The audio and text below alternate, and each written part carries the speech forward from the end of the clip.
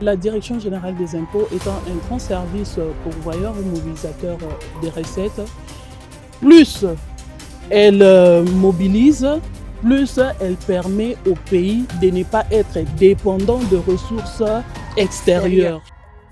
En ce jour solennel du 30 juin 2026, notre nation célèbre le 66e anniversaire de son accession à l'indépendance. Avec le renforcement du suivi des contribuables, nous avons pu capter pour la première fois l'impôt spécial sur la cession de plus-value des actions ou des parts sociales. On a pu capter, si je me rappelle bien, en 2020, pour la première fois, c'était 262 milliards. Et toujours dans la consolidation et dans le suivi efficace de contribuables, surtout du secteur minier, parce que vous connaissez vous-même la configuration de notre économie. Les secteurs miniers occupent quand même une grande part. Nous avons pu capter 867 milliards au titre de l'impôt spécial sur le profit excédentaire. Toujours avec le suivi de contribuables sous le mandat du directeur général Barnabé Monkadi Mwamba, nous avons pu améliorer le recouvrement du solde débiteur. Et cela nous a conduit au dénouement du contentieux du groupe Glencore. Le groupe Glencore, c'est le groupe qui est constitué de la société Kamoto Copper Company, qu'on a l'habitude d'appeler KCC, et la société Mutanda Mining, que nous avons l'habitude d'appeler MOUM. On a pu généraliser la télédéclaration. La télédéclaration qui permet à ce que le contribuable, de là où il est, même dans son bureau, il peut souscrire la déclaration, il n'a pas besoin nécessairement de se déplacer.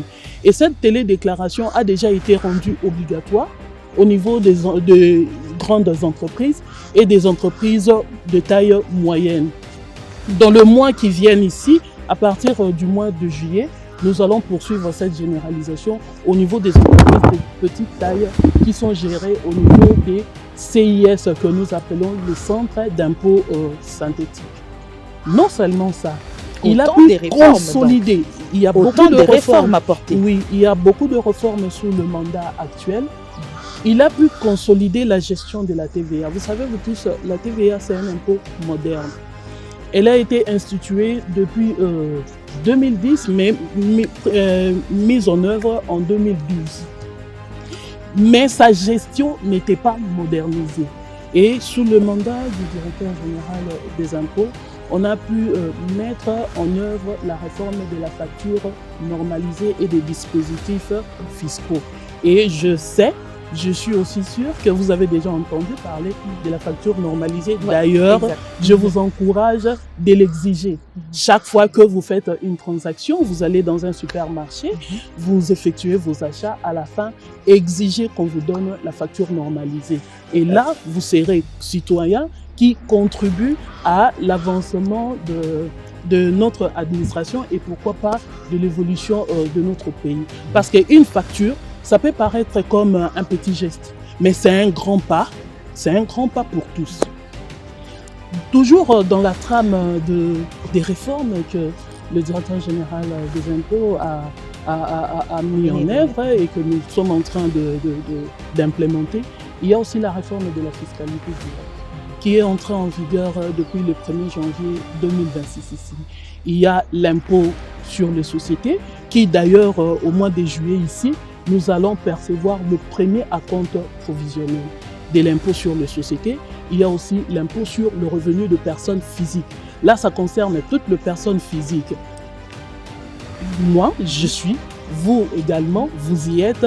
Ça prend en charge le revenu de tout, de catégoriel de personnes physiques.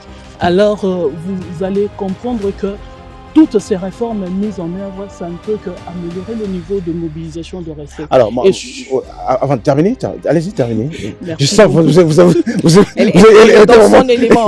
Moi, je suis admiratrice de la maîtrise que vous avez. Elle est en train vraiment de déballer. Elle est vraiment dans les statistiques. Non, mais moi, la question, je vais terminer. On va vous écouter comme à l'école, mais la question ici, que tout le monde, quand c'est pose ici, on parle des 66 ans de l'accession de la RDC à sa souveraineté nationale au regard de l'évolution historique.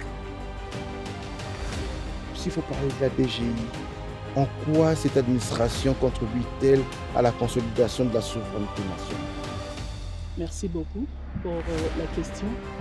Comme nous voulons aborder la question relative à l'historique, je voulais aussi parler de l'historique de la DGI. Alors, je vais circonscrire. J'aime bien, elle nous ramène toujours. Allez-y. Merci. J'espère que vous allez nous dire, 66 ans après, en quoi la DGI contribue à la souveraineté nationale. J'espère que j'aurai au moins ma réponse au moins. Effectivement, mais laissez-moi un peu expliquer l'historique. On n'a pas beaucoup de temps, sinon après... J'y vais rapidement. Je vais la circonscrire en 3 grandes périodes. Okay. Il y a d'abord la période d'avant 1988. Vous allez remarquer que pendant cette période, il y avait, c'était déjà à partir de 1960, c'était la période précoloniale. La volonté du gouvernement était à ce qu'on ne puisse pas considérer l'impôt comme une corvée. Et puis cela ne pouvait pas on ne pouvait pas assurer le recouvrement avec beaucoup de rigueur comme c'était à l'époque coloniale. Malheureusement, beaucoup de citoyens n'avaient pas compris cela de cette manière-là. Après la zaïrianisation, il y a le citoyen, les nationaux, qui ont considéré que le paiement des impôts était devenu facultatif. Ouais, mais toutefois, chaque fois que le besoin de faire participer les citoyens à la mobilisation de recettes refaisait surface, le terme impôt était remplacé par contribution. Et à cette période-là, on appelait la direction de contribution.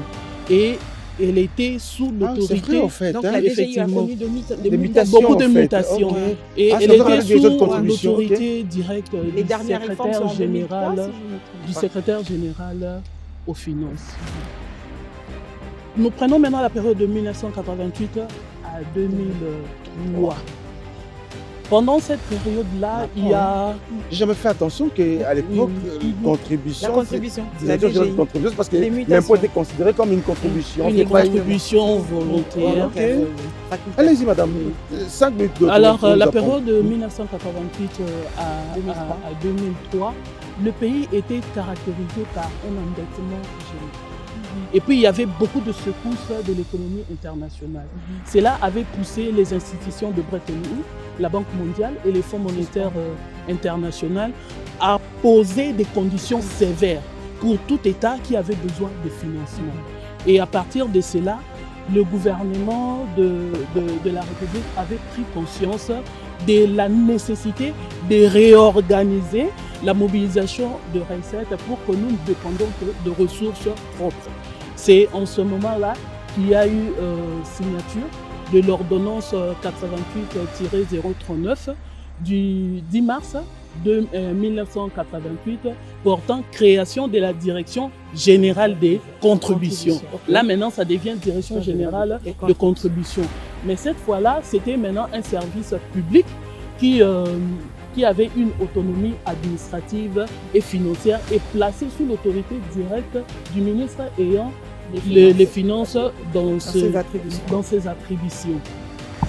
Toujours dans le cadre de ces mutations, à partir de 2003 maintenant, à ce jour, il y a eu la signature du décret 017/2003 du 2 mars 2003 portant création de la direction générale des impôts. Là maintenant, on revient aux impôts. Pourquoi? Parce que il y avait eu un diagnostic qui a été fait par le Fonds monétaire international qui avait quand même observé beaucoup de dysfonctionnements. Alors, il fallait réorganiser le service des impôts. Là maintenant, on avait une administration centrale qui avait en son sein les directions centrales qui exerçaient les tâches de pilotage, de conception et de supervision des services opérationnels. Et d'autre part... Madame Lili Bilonda, je crois que si on vous laisse parler... Jessie reste dans ce on organisera une émission spéciale. Jessie est trop fan de la réponse sur la souveraineté. Si vous pouvez le dire... On va terminer par là, parce qu'on organisera une émission spéciale, un panier spécial où on ira vraiment de l'imitation. Mais ma question, voilà, on termine par là. En quoi contribue-t-elle à la souveraineté nationale? La Direction générale des impôts étant un grand service pourvoyeur ou mobilisateur des recettes, plus elle mobilise, plus elle permet au pays de ne pas être dépendant de ressources extérieures.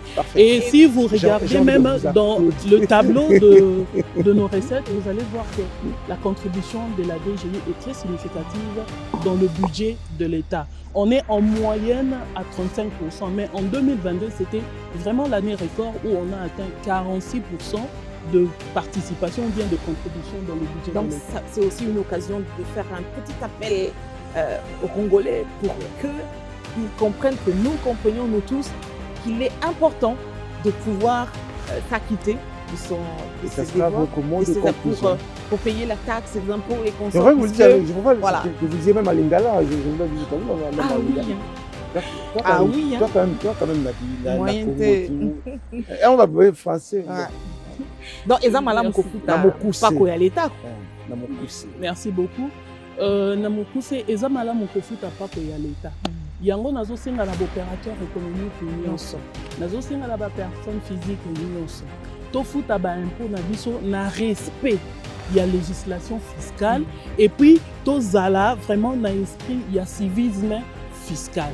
Et pesa meli na biso nyo et senga meli na biso nyonso linga les apati. Et senga meli na biso nyonso to zala toujours na mental wana yango ete mutu na mutu tango azo contribuer biso nyonso eza kolinga mboka ezo permettre mboka ekende liboso et en retour l'État a le moyen pour faire sa politique. Surtout l'État a le moyen pour nous foutre à soda ou je suis curieuse de poser une petite question. Il faut garder toujours à madame. Devoir civique. La réponse est en un mot. Vous avez fait quelles études, madame? Je fais les sciences économiques. Ah, ça se comprend. Merci beaucoup. Merci. Très bonne fête d'indépendance à vous. Bilonda Makuta. Mukuta. Donc, on va écrire Mukuta. Merci. On organise une émission spéciale où Ouais. on vous donnera tout le temps. Décortiquer point un par panier point. spécial. Elle a beaucoup à dire, beaucoup à expliquer. On va samedi ou l'autre samedi peut-être. Ouais. Si vous avez du temps. Le week-end prochain, si vous avez du temps, vous recevez l'équipe. On va s'arranger. Nous allons nous arranger après l'émission. D'accord. Merci beaucoup, madame. Allez, on va vous conduire pendant que le prochain invité va nous rejoindre. Allez-y, madame. Sentez-vous à l'aise.